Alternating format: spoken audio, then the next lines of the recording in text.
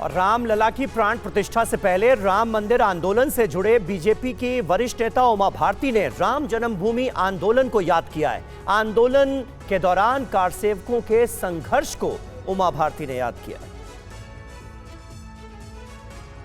22 जनवरी को अयोध्या में रामलला की प्राण प्रतिष्ठा है। तैयारियां जोरों शोरों से चल रही हैं। इसी बीच उमा भारती ने कहा कि अयोध्या में राम मंदिर बनना खुशी की बात है, लेकिन राम मंदिर के निर्माण के लिए सबसे पहले और सबसे ज्यादा श्रेय उन कार सेवकों को देना चाहिए जिन्होंने राम जन्मभूमि आंदोलन के दौरान अपनी जान गंवाई। उमा भारती ने कहा कि अयोध्या में राम मंदिर बनना 500 सालों के संघर्ष का परिणाम है। देश का मात्र एक ऐसा आंदोलन था जो 500 सालों तक चलता रहा और सफल रहा, इसलिए किसी एक व्यक्ति को इसका श्रेय नहीं मिलना चाहिए। आप देखिए ना, 5 शताब्दियां हो गई हैं और विश्व का एकमात्र एक अभियान है जो 500 साल चला है और चला और अंत में सफलता के परिणाम पे पहुंचा। और इसलिए इसमें जिन लोगों ने भी अपने जीवन को और अपनी जवानी को होम किया है, उन सबका अभिनंदन होना चाहिए। उमा भारती ने कहा कि राम आंदोलन का अंतिम श्रेय अशोक सिंघल को भी जाना चाहिए। उमा भारती ने कहा कि अयोध्या में राम मंदिर का श्रेय प्रधानमंत्री नरेंद्र मोदी, अमित शाह और योगी आदित्यनाथ को भी जाता है। और वहीं बीजेपी नेता और पूर्व केंद्रीय मंत्री उमा भारती ने TV9 भारतवर्ष से बातचीत की है। उन्होंने कहा कि 500 साल के आंदोलन के बाद प्राण प्रतिष्ठा की शुभ घड़ी आ रही है। पहले जानना चाहेंगे क्योंकि कहा यह जा रहा है कि 550 सालों का राम भक्तों का इंतजार जो है वो खत्म हुआ है। प्राण प्रतिष्ठा कार्यक्रम की तैयारियां जोर शोर से चल रही हैं। इस वक्त उमा भारती क्या फील कर रही हैं, क्या महसूस कर रही हैं? यह अभियान 500 साल से चला और इसमें बहुत प्राणों की आहुतियाँ हुई। सबसे पहले तो जब मंदिर को तोड़ा गया उसी समय वहाँ के जो हनुमानगढ़ी के महंत लोग थे उन्होंने अपने प्राणों का उत्सर्ग किया। अयोध्या के संतों ने, वैष्णव साधुओं ने, नागा साधुओं ने। फिर तो निरंतर ये चलता ही। सभी लोगों को इसका मैं श्रेय तो समस्त उन लोगों को देना चाहूँगी जिनने इस अभियान में कोई अड़चन खड़ी नहीं होने दी और किसी न किसी तरह से इसको निरंतर बढ़ने दिया। और अंत में हमने शिलान्यास देखा, सुप्रीम कोर्ट का ऑर्डर पूरे देशवासियों ने एकजुटता के साथ में सुना। कोई तनाव नहीं, कोई विजय का उन्माद नहीं। और फिर उसके बाद में शिलान्यास हुआ, उसमें प्रधानमंत्री का जो उद्बोधन हुआ है वो राष्ट्रीय एकात्मता के लिए एक बहुत बड़ा आह्वान था। और उसके बाद अब वो घड़ी आ गई है जब मंदिर की प्राण प्रतिष्ठा हो रही है। TV9 से खास बातचीत में बीजेपी नेता उमा भारती ने कहा कि विपक्ष को अगर लगता है कि बीजेपी राम मंदिर का सारा क्रेडिट ले रही है तो वो भी 22 जनवरी को अयोध्या पहुंचे और सारा कंफ्यूजन दूर कर ले। कहा जाता है, नहीं आएगा, से ये कहा जाता है कि हम आएंगे तो तब जब न्योता मिलेगा, जब आमंत्रण मिलेगा। पूरे आयोजन को भारतीय जनता पार्टी ने हाईजैक कर लिया है, उधर से ये कहा जा रहा है। मुझे तो लगता है कि ये सवाल हम न्यास से पूछें क्योंकि निमंत्रण तो सबको गए हैं।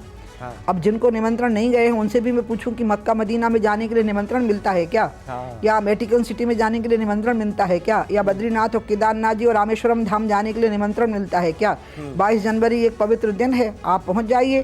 बिना निमंत्रण के पहुंच जाएंगे तो आपका और सम्मान बढ़ेगा कि देखिए आपने निमंत्रण नहीं दिया था, फिर भी राम पर हमारी कितनी उत्कट आस्था है कि हम आ गए। आप निमंत्रण का, हमने तो निमंत्रण का इंतजार नहीं किया था, हमने तो गोलियों की बौछार का सामना किया था अयोध्या पहुंचने के लिए क्या? और अब ये कन्फ्यूजन में है, कभी जनेऊ दिखाते हैं, कभी अपने आप को कौन से गोत्र के ब्राह्मण हैं ये बताते हैं, कभी राम सेतु को नकार देते हैं, कभी 370 की वापसी की बात करते हैं। ये इतने ज़्यादा कंफ्यूज हो गए, इसलिए मैं आपको बता रही हूँ सच्ची में इनका सारा कंफ्यूजन खत्म हो जाएगा। इनको लग रहा है कि हम फायदा उठाने वाले हैं। आ जाओ सबके सब, बैठ जाओ, कुर्सी लगवा देंगे, सब पूरे सारे पार्टियों के नेता आ जाओ, जय श्री राम बोलते हुए लौट जाओ। और अयोध्या में राम मंदिर उद्घाटन में अब सिर्फ 17 दिन बाकी बचे हैं। इस बीच अयोध्या नगरी को सजाने और यहां आने वाले मेहमानों के लिए किस तरह की विशेष तैयारियां की जा रही हैं, जरा देखिए।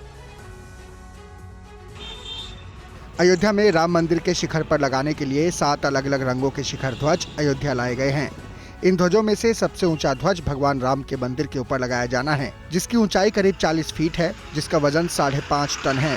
इन ध्वजों को 60 लोगों ने करीब 6 महीने में तैयार किया है। ये ध्वज दंड राम मंदिर अयोध्या है, शिखर ध्वज बोलते हैं इसको, शिखर पे लगने वाला है। 6 जो छोटे गणपति जी, हनुमान जी ऐसे, उसके लेंथ है 20 फीट लेंथ है उसकी, और इसको लेके आए अहमदाबाद गुजरात से।